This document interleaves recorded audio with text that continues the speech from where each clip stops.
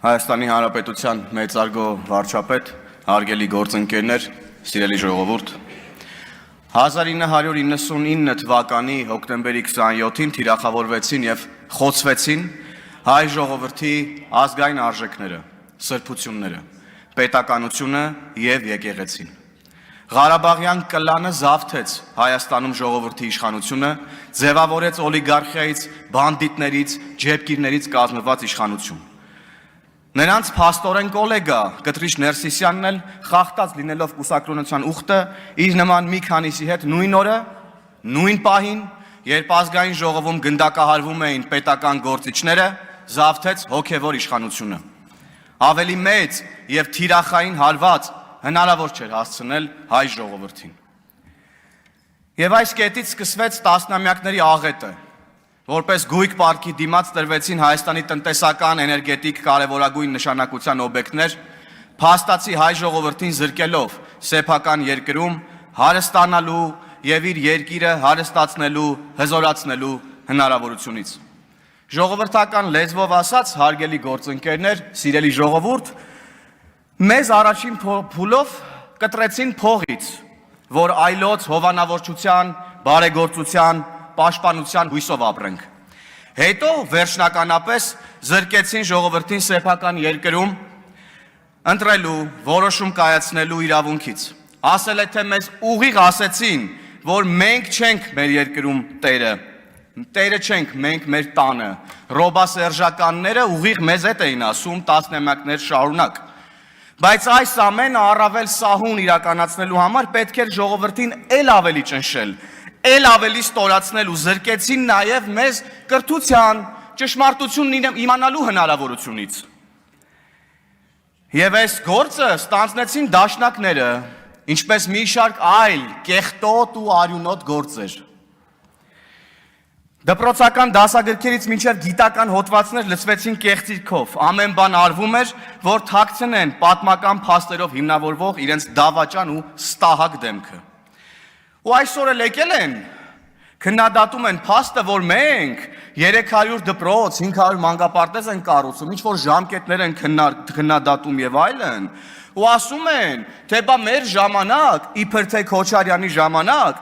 ինչ-որ 200 դպրոց է կառուցվել, բա ես էլ ընկած մանեմ գալի ով էր այդ դպրոցները կառուցել, ոչ սեյսմիկ, ոչ զուգարան կար նորմալ, ոչ ջեռուցում կար նորմալ, ոչ ապաստարաններ կար նորմալ, դուք եք այդ դպրոցները դուք եք կառուցել, որ մենք հիմա ստիպված զրոյից վերակառուցում ենք ձեր այդ իբր թե սարքած դպրոցները, որը կեսը մեջ էիք արել, կեսը գոմ էիք սարքել, կեսն էլ ձեր տունն էիք սարքել։ Հազարավոր երեխեք էլ զրկելով կրթության իրավունքով, որ մեծանան մի միջավայրում, որտեղ դուք իրանց հետ ինչ ուզենաք կարանաք անեք, այ դուք, պարոն Խաչատրյան, լավ եկաք, ուր են ձեր դաշնակ գործընկերները։ Ու հետո էլ մյուս դաշնակն էլ Գեղամը, Մանուկյան, գալիս է այստեղ ասում է, ես խոսում եմ հազարավոր զինվորականների անունից ու բանակից է խոսում, որ էլի պղծել են։ Դու դուսկի քո անունից չես կարում նորմալ խոսած, դու ո՞ց կարաս հազարավոր մարդկանց անունից առասարակ խոսած։ Ու բանակից հեռու մնացեք առասարակ, դուք չեք զանգում հրամանատարներին պատերազմի օրերին աղաչում, չգիտեմ ինչ էր խոստանում, որ տանկերը պտտեն դեպի Երևան։ Այ դավաճաններ, այ հողատուններ։ Եվ ահա այս միջավայրում, սիրելի գործընկերներ, սիրելի ժողովուրդ, որտեղ չկան իրավունքներ, հարստանալու միջոց, լավ կրթություն ստանալու եղանակ, ծնվում են բարեգործները, որոնք այդ նույն մարդկանց հաշվին հարստանալով գրոշներ են շպրտում ժողովրդին, թե բա մենք բարեգործ ենք, թե բա մենք լավություն ենք անում, որ վերջնականապես ստորացնեն մարդկանց, մուրացկանի հոգեբանություն ներարկեն, թալանեն ու կառավարեն ոնց ուզում են։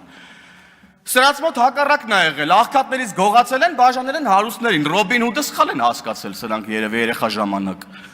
Սխալ հեքիաթներ են պատմել սրանց երեխա ժամանակ։ Օրինակ այս փոքրիկին սխալ հեքիաթներ են պատմել երեխա ժամանակ, որ գալիս տեղ ինչ-որ ճորո բաներ է։ Դու սուս մնայիմ ելույթի ժամանակ ընդհանրապես ձայնդ կտրիր, սսկվիր տեղդ Գեղամ Մանուկյան, սսկվի ձայնդ չլսեմ իմ ելույթի ժամանակ։ Ձայնդ չլսեմ, սսկվի ստահակ։ Սսկվի ստահակ։ Պարոն Հովհաննիսյան, դուք էլ հարգալից գտնվեք խնդրում։ Ու շարունակեմ ներողություն։ Ու մի հատ էլ այդ բարեգործները գալիս են մունատ են գալիս, մատ են թափ տալիս հայկական պետականության ու հայ ժողովրդի վրա։ Թե բա փող ենք տվել, ինչ կուզենք կանենք։ Կարողա գիտեք, այս ձեր օբյեկտն է։ Փող ենք տվել, օբյեկտ եք սարքել այս պետությունն ընդհանրապես։ Կառավարական առանձնատունը մենք ենք սարքել, թքած ունենք հեցի վրա։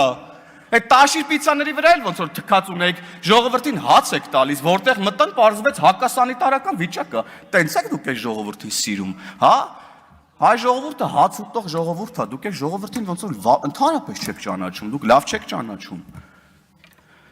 Այլ ճարճուն են դեսանտ են իջացրել, հեսա պարաշուտները կհավաքենք ձեր դեսանտների, տենանք ինչ եք անելու։ Ու դերս ընդդիմությունն էլ հեցի ազգայնացման թեման վերցրել է, գալիս ասում է, հենց ազգայնացնում են, որ տան բանին, թուրքերին։ Ու դա ասում է Արագավազ դաշնակ իշխանը, ավելի մեծ տխմարություն, ներողություն հնարավոր չի։ Ձայնդ կտրիր Գեգամ Մանուկյանի ելույթի ժամանակ քանի անգամ քեզ ասեմ։ Քանի անգամ քեզ շապերդ կգծեմ, հանգստացի։ Պարոն Մանուկյան, լրեք։ Հանգստացիր Գեգամ Մանուկյան, սուս մնա։ Պարոն Հովհաննիսյան, խնդրում եմ հարգալից։ Այո, հարգալ ես անհարգալից բառ չեմ օգտագործում, կարծում եմ արձանագրում եմ ճշմարտությունները, պարոն Հովհաննիսյան, որը ցավոք սրտի շատ դաժան է։ Ու վախերի մասին եք խոսում, թե բա մենք ինչ-որ մարդկանց ենք ուզում վախեցնենք, հա։ Մենք ժողովրդի անունից ձեզ ենք վախացնում, ձեր վախը նենց ենք բռնելու, դուք էլ չեք էլ պատկերացնում։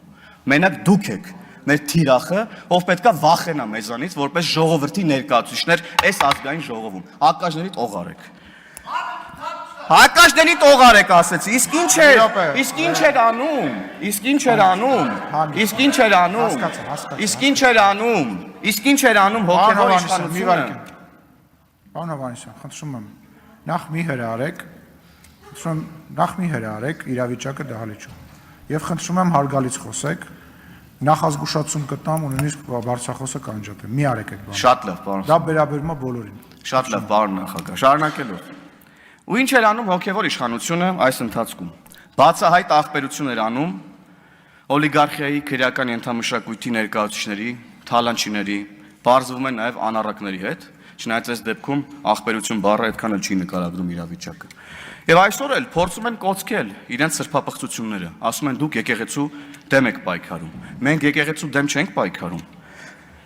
Մենք պայքարում ենք, որ հոգևոր իշխանությունը զավթացների ձեռքից եկեղեցին վերադարձնենք ժողովրդին, ինչպես որ իշխանությունն ենք վերադարձրել ժողովրդին։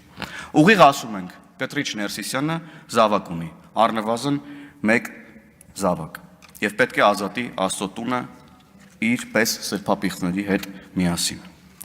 Լսեցի որոշ եկեղեցականներ ասում են մենք Գարեգին Բեին այլընտրանք չունենք, ինչը աբսուրդ է ուղղակի եւ կարծում եմ լկտիություն, որովհետեւ չհերքել այդ փաստը եւ ասել, որ մենք այլընտրանք չունենք, նշանակում է, որ մնացած այլընտրանքներն առնվազն 1-ից ավել զավակ ունեն։ Ասենք չգիտեմ սա ինչի մասին է։ Կտրիչ Ներսիսյանը զավակ ունի եւ պետք է հեռանա, եւ այս գործընթացը պետք է ընթանա համաժողովրդական համերաշխության ու համաձայնության մթնոլորտում հանուն հայ առաքելական Սուրբ եկեղեցու, որքան էլ փորձեն սրել իրավիճակը, շեղել մեզ այլ հարցերով։ Եվ իրապես ներողություն եմ խնդրում էմոցիայի համար, մեծարգո վարչապետ, մեծարգո ազգային ժողովի նախագահ, հարգելի գործընկերներ, սիրելի ժողովուրդ, եւ մի հին, բայց կարծում եմ շատ տեղին անեկդոտ կա, ասում է Սերժն ու Քոչարյանը ընկնում են դժոխք ու իրանց հետ մի շարք իրանց նման ղեկավարներ, որոնք գեղեցել են իրան ժողովրդին, սատանան հերթով կանչում է, ասում ով ամենադաժան բանը ասի, որ ես ժողովրդի հետ անեմ, որ էլ չեմ կարում, էլ նոր մեթոդներ չեմ կարում մտածեմ, իրանք ուղարկեմ հետ երկիր, որ իմ գործը ոնց որ ներքևում անում էր, տենց էլ շարունակի անել, տենց հերթով գալիս են սատանան ասում է, չէ, ես քեզանից գող չեմ, դու այրվեցիր դժոխքի կրակներում, մյուսն է գալի, ասում է, դու էլ գնացիր Սերժի ու Քոչարյանի հերթն է գալի, գալիս են ասես փսփսում են սատանայի ականջին, սատանան ասես լսում, ասում է եղա քեզ Տեր Աստված։ Շնորհակալություն հարգելի գործընկերներ։ Չմոռանաք հավանել տեսանյութը եւ բաժանորդագրվել Civic AM-ի YouTube-յան էջին։